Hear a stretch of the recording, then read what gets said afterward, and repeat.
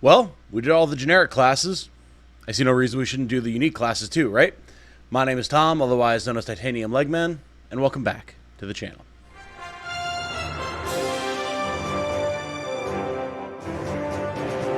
Hello everyone. If you enjoy what I do, including fun videos about turn-based strategy RPGs like these FFT tier lists, then a like on the video, a subscription to the channel, and consideration of joining my YouTube memberships or my Patreon would be very much appreciated. For YouTube members and patrons in particular, there's a bunch of different benefits that you get access to, and it helps me out immensely in times like this during the summer when ad rev is down and the pressure is on for creators like myself who are trying to make a living off of this whole shindig. So if you could consider looking at that, that'd be very much appreciated. Thank you so much. So what's the goal of the game today? Well, the goal is to figure out those unique characters. This is going to be a much shorter tier list than the previous one, as there are not actually that many unique classes that the player has access to in Final Fantasy Tactics. Notably, there is one character missing from this tier list, and that is Construct number 8. I will name him separately because he deserves to have his class discussed, even if he's like a weird robot man. I don't know why he's not on here. This is a weird tier list, but it's the only one that I could find that had all of the unique character classes on it. So we deal with what we can, right? We figure it out. Two things to note very quickly before we begin. First off, just as in the previous video, which you can find linked in the description down below, each of these tiers is not necessarily representative of the raw power of a class, but more how powerful that class and character are over the course of the game. Because some characters start really strong and fall off. Other characters maybe aren't as useful until you get later in the game and unlock more of what they have going on, different things like that. So when we're discussing each character, we will kind of address that curve that they go through over the course of the game based on when you recruit them versus what the end game looks like. Second, I have one specific tier here, the Sid tier. This tier is for one specific character, and that is Thunder God Sid. We'll put him there immediately. He is by far the single most broken character in the game. I've had multiple videos where I've called for him to be nerfed or modified or changed in some way whenever the eventual FFT remake or remaster comes out. He absolutely deserves his own tier above S tier. You can literally all fight me on that. He can solo the game. There's no question about it. Try to argue with me about it, please. I would love to have the engagement in the comments. It would be great. But yeah, Sid exists in his own tier, and we'll talk about why when we actually get things started here. But we have a bunch of characters here. Disregard all of the generic classes that we've already gone through. Again, this is the only tier list I could find that had the unique classes listed. And now we're going to get into it. So first of all, the Sid tier, let's talk about that really quick. So Sid exists in a tier of his own because he has all of the abilities of every single Holy Swordsman, Divine Knight, Dark Knight unique class in the game, all wrapped up in one package that also happens to have pretty much the best bases and growths in the entire. Sid as the Sword Saint, I mean, the name is right there, right? He is a saint, unlike any other character. He is by far the best character in the game. He can obliterate anything that you've put him up against. Once you get him for free near the beginning of Chapter 4, if you use him, it's game over, right? The game will absolutely become a cakewalk from there. And there's a reason that a lot of veteran players choose to absolutely avoid using him whatsoever or ban him from challenge runs and the like. The sword skills are already so insanely strong that they warp the game around them. And then when you have the ability to use any of them with the best stats in the game, as you can probably imagine, it becomes insanely busted. Sword Saint is by far the cream of the crop. It is the measure against which all other jobs are seen. It's ridiculous. It exists in a tier of its own. Unlike the Calculator tier from the previous video, nothing else will enter the Sid tier. Now, moving on to actual characters that are actually worthy of discussion, we have Agrias. Agrias is the first major unique character that you are going to get, other than Ramza, who we'll discuss. He's not on this list technically, but his class is, so we'll discuss that once we get to it. But Agrias as the first unique character that you are likely to have access to, pretty damn good. Technically speaking, you have Mustadio available beforehand, but Agrias joins you as a guest, and is also a character that you can actually use, so we are talking about her first. Agrias is really good. However, she's one of those characters that begins to fall off as you get later into the game because of the way her growths work. As such, she's going to be a solid A rank character. She's not S rank. Her skills are very, very strong. All of the Holy Knight skills are phenomenal. Stasis Sword, North Swain Strike, Cleansing... Well, Cleansing Strike is okay. But Hallowed Bolt, insane. Big damage and silence in an AoE. Divine Ruin, huge damage and Confuse in a straight line with free holy damage. All the other sword skills, conferring their damage type from the sword onto that weapon. It's just all really, really strong. She's got great stuff all around, but unfortunately, the Holy Knight growths for Agrias tend to fall off. While her HP is really strong and her magic attack is good, her physical attack and her other stats tend to be kind of middling for a physical attacker class. And unfortunately, magical attack, not important in the slightest for Holy Knights. If you want to make like a cool Holy Knight mage hybrid, you could, kind of a paladin thing. Agrias is a good choice for that, especially as a female character. She gets an extra point of magic as opposed to the male characters that get an extra point of strength.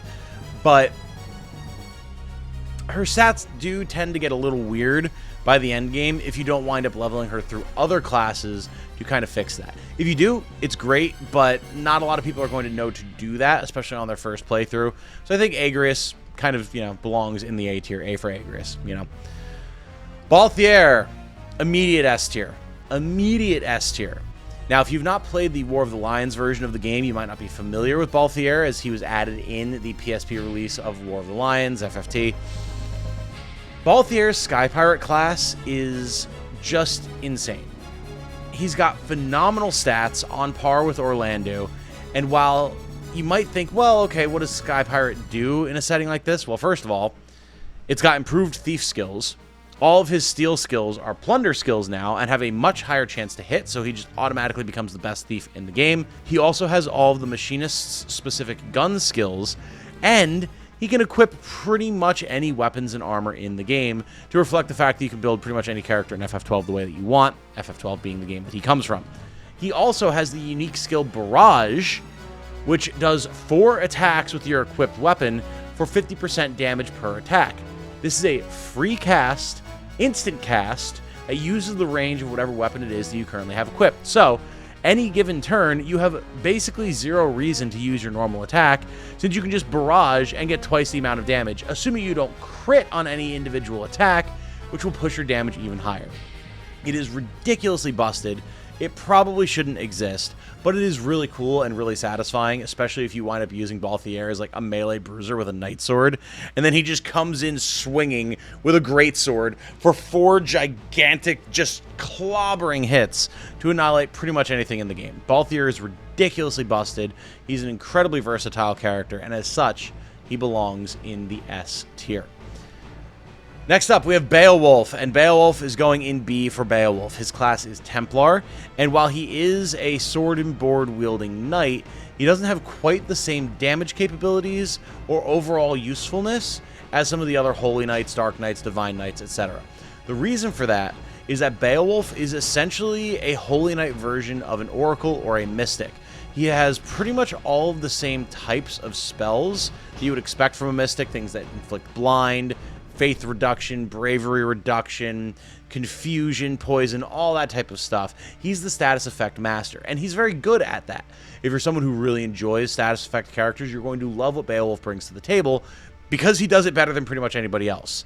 This is especially true for his chicken spell, which will drop any target's which will drop any target's bravery, I should say, by 50 whopping points.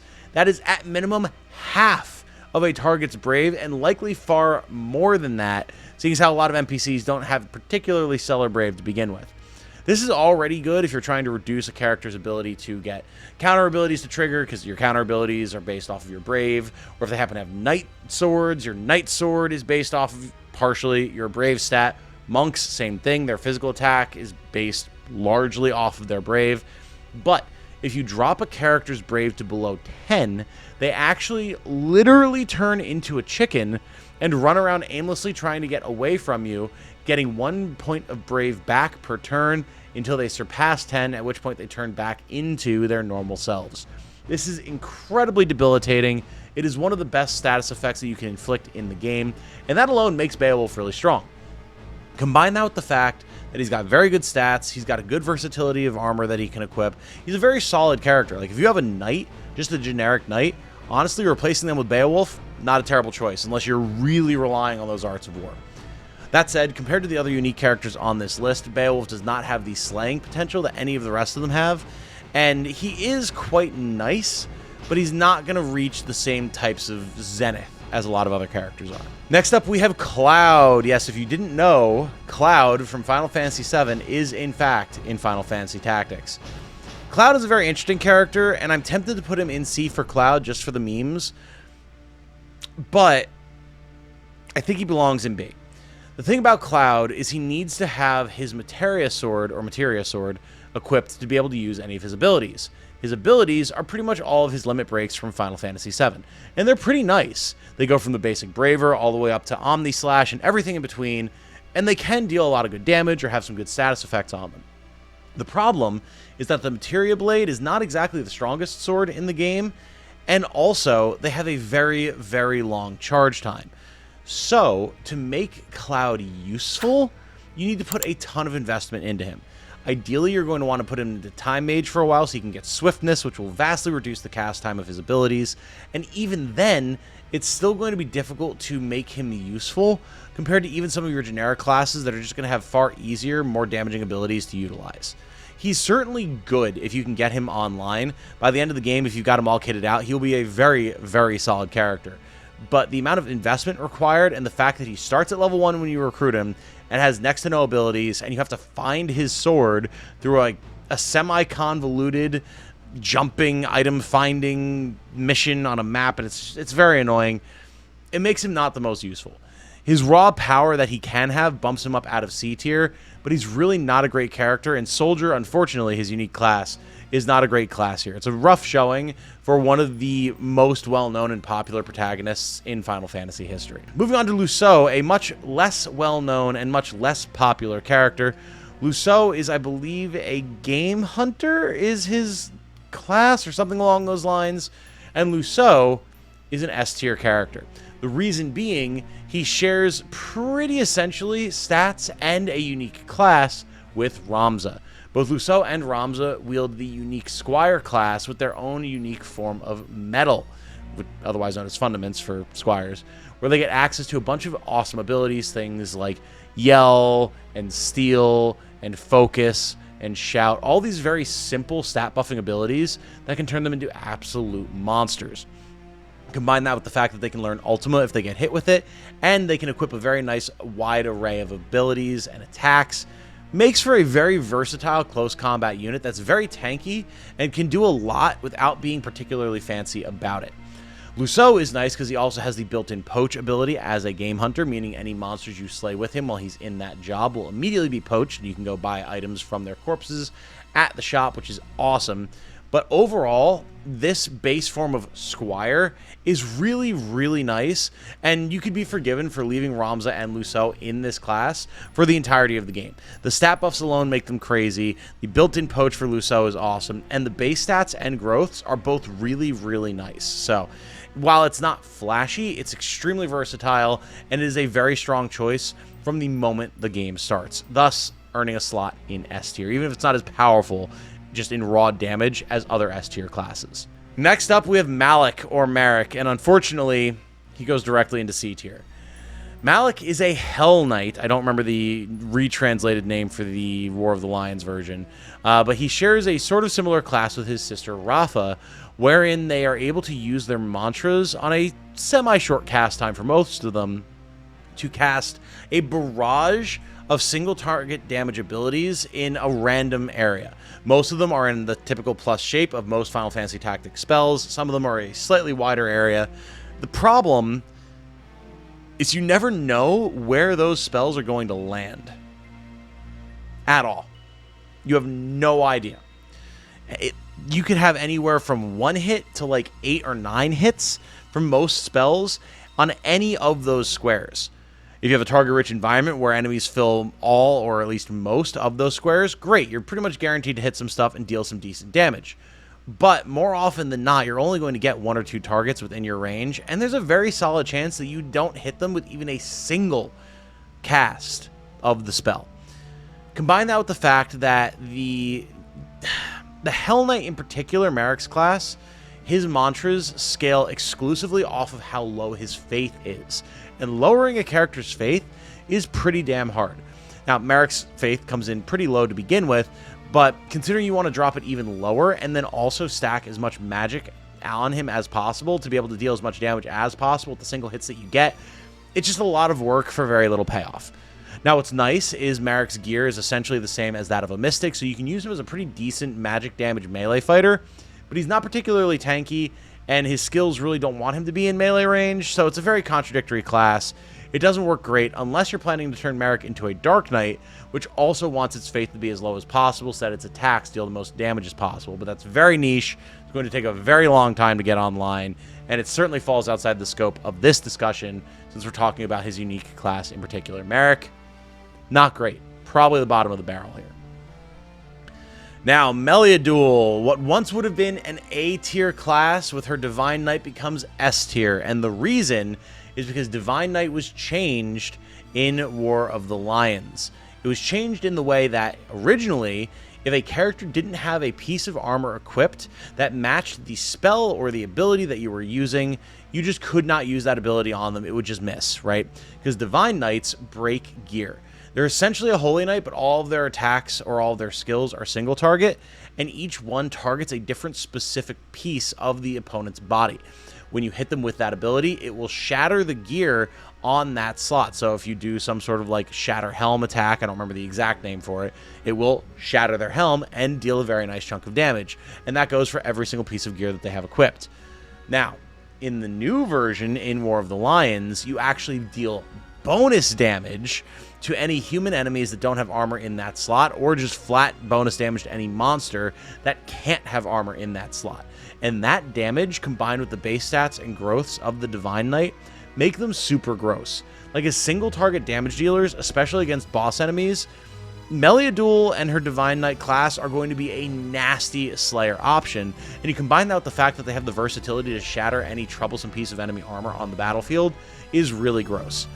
Madul also has the benefit of having better growths and base stats than Agrias does, and it just makes her an all-around really solid choice for a character. If you haven't used her and you're playing the War of the Lions version of the game, I highly recommend that you check her out. Next up, we have Mustadio, and Mustadio, the Machinist, goes in B tier. Mustadio is one of those characters that starts off really strong. His ability to use guns, his ability to disable arms or legs, or even petrify undead enemies is really nice. But as the game goes on, those very limited options start to hurt him more and more. Your raw damage output becomes better and better, so status effects that disable enemies become less useful. You run into fairly few undead enemies, and his overall stats are not the best. He is extremely fast, one of the fastest characters in the game, especially with his Machinist class, which is really nice, but his skills are nothing to write home about, and until you're able to get a magical gun to put on him, his damage output is going to fall off pretty quick. Even then, his magic output, or his damage output, is not going to be great, because his magic stat isn't great, unless you spec him into another class to get magic growths, which you can do. But considering just what Mustadio brings to the table, what his skills are, and what his stat growths are, he's not the best. He's not terrible. He'll always have a use, unlike something like Merck, where you're basically relying completely on RNG, but he's definitely got his weaknesses, for sure. We're down to our last two characters here, and we now must talk about Rafa, the Heaven Knight, or I believe Sky Knight. Rafa, unlike her brother, does not belong in C tier. She goes solidly in B tier, and it's for one reason. Her spells scale off of how high her faith is, as opposed to how low her faith is. And as a result, her damage output is generally going to be much higher. Combine that with the fact that she is female, so her class gets the extra 1 magic point rather than the extra 1 strength point, and she's just generally going to be more useful than Merrick ever is. It's very easy to boost faith with things like an Orator and different faith up abilities as opposed to reducing it permanently, and overall her damage output is actually pretty solid to begin with. I think her Sky Knight class actually has better magic growths and bases than Merrick's Hell Knight class has, so it's a pretty solid package. You're still relying on random chance, which really does hurt, but when each individual blast of a magic cast is going to deal more damage than each individual blast from the Hell Knight, it generally feels a lot better, and it's honestly not too bad. I do like to use Rafa. I like to reclass her into other classes that are going to have other magical attacks that she can use if I'm not confident in the random chance hitting of her different mantras. She's honestly kind of solid. If you haven't used Rafa, especially in the War of the Lions version, where the accuracy and number of hits of all the mantras was buffed to make them a little bit more useful, you should consider checking her out. She might actually surprise you. Finally, we have Race, the Dragon Soul, I believe, or the Dragon Kin, if I remember correctly. Race is an interesting class. I think she also resides pretty solidly in B, because her breath skills are just kind of okay. Race is an interesting character because she actually starts as a dragon, and then over the course of unlocking her in Beowulf, she becomes a human. But unfortunately, she actually gets weaker once she does become a human. Her gear options are fairly limited. Much like Aegre, she has a lot of HP, but her other stats are just kind of okay. And her Dragon Breath skills don't hurt as much as you would expect. You're kind of really relying, honestly, on being able to match elemental weaknesses on certain enemies, and a lot of enemies don't even have those, so you're just kind of hoping that she's able to deal decent damage with her breath attacks without really much recourse for anything else if you find yourself in a situation where they aren't going to work out. Even her Holy Breath, that you would expect to be really nasty because, like, it's holy, hits in a random area in much the same way as Rafa and Malik, so you can't really rely on that either. It's really rough. It's a real shame. Like, you expect her class to be so cool once you get her, and then it's just kind of very average. When she hits, and that's part of the reason that she's in B, but it's definitely low B. I would not rely on Race as any sort of, like, heavy carry character for your army. Also, finally, because I forgot, since he's not here in the list, we have Construct number 8, or Worker number 8, whose class is just Construct. This is a very interesting character, as he doesn't learn new abilities. He's basically considered to be a monster, but the abilities that he has, as well as his stats in general, are pretty insane.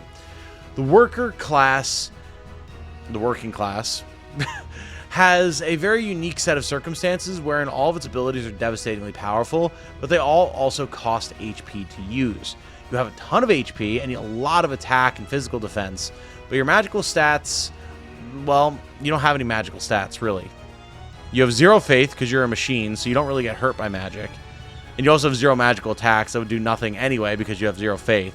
So it's really all about the physicality with Worker 8, and he is very tanky, but you do need to keep in mind that you're going to be losing HP every single time you use an ability, and unless you have items on hand, you're going to have a hard time restoring Worker 8 to any sort of semblance of health. That said, attacks like his 8 or 10 range laser blasts that deal a ton of damage are great for deleting priority targets. He has a number of insane melee range abilities, some of which have the chance to instantly kill a target and other fun such stuff. So while his move range is slow and he can't equip any extra abilities or gear or anything like that, he's still a really nasty force, and I would say that Worker 8 belongs in S tier as a result. Honestly, just that sniper blast makes him worth it alone because there's so much stuff you can just delete with him as long as you know where you're aiming and how to get him into position for it. And that, my friends, has been my tier list for the unique classes and special characters that are playable in Final Fantasy Tactics, the War of the Lions specifically. I hope you enjoyed. This was a very fun one to put together. I knew that I needed to do it pretty shortly after we did the generic classes video, as all y'all really enjoyed that one as well. We're going to be very busy once Sword of Convallaria drops, if you're watching this on release, tomorrow, actually. So I hope you guys are around to watch me do content for that, both in streams and videos. Plenty of other types of videos to go as well. If you're not particularly interested in Sword of Convallaria, that's totally fine. Plenty of other content coming up on the channel, so I hope you all stick around and enjoy your time on the channel. Once again, if you could consider checking out my YouTube membership benefits as well as my Patreon benefits to see if that would be something you'd be interested in investing in and helping me out, that would be awesome. And until the next time, my name has been Tom, otherwise known as Titanium Legman. I hope you all have a good night.